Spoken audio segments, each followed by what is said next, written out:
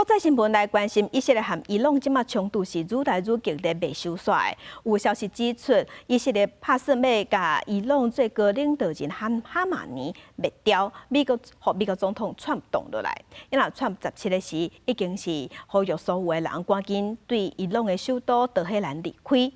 而且要求伊朗爱无条件投降，嘛已经掌握即马哈米尼伫倒位，也毋过暂时未下令甲台。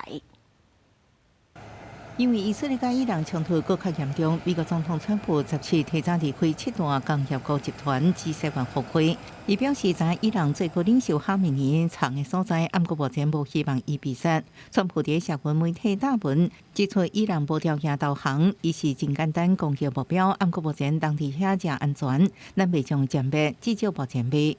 根据美国一个官员的讲法，川普伫以色列甲伊朗冲突开始了几日之内，拒绝以色列提出杀害哈米尼的计划。政府官员看到可能激化冲突，川普强烈表态支持以色列，暗过呼吁美国要直接介入。Iran cannot have a nuclear weapon. It's very simple. We don't have to go too deep into it. What was the thinking on the call for Tehran to evacuate? Is there a threat or is there incoming? What was the thinking on the full evacuation? I want people to be safe. There's reports that you want to send the Vice President and Steve Witkoff to meet with the Iranians and have discussions. Is that something you're considering? Not sure yet. I may. Depends on what happens when I get back.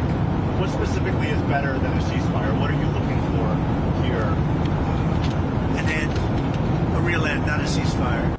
川普除了爱德黑兰950万居民赶紧逃命，各大文讲已经完全掌控伊朗规个天顶。当日德黑兰出现多难条，真侪点头关门，加油站摆甲长落路。伊朗当局坚持讲规个整体情势掌控当中，无对百姓发布政府指示。对核计划，伊朗一直坚持干那用伫和平目的。美国情报机构也评估德黑兰无积极追求协谈。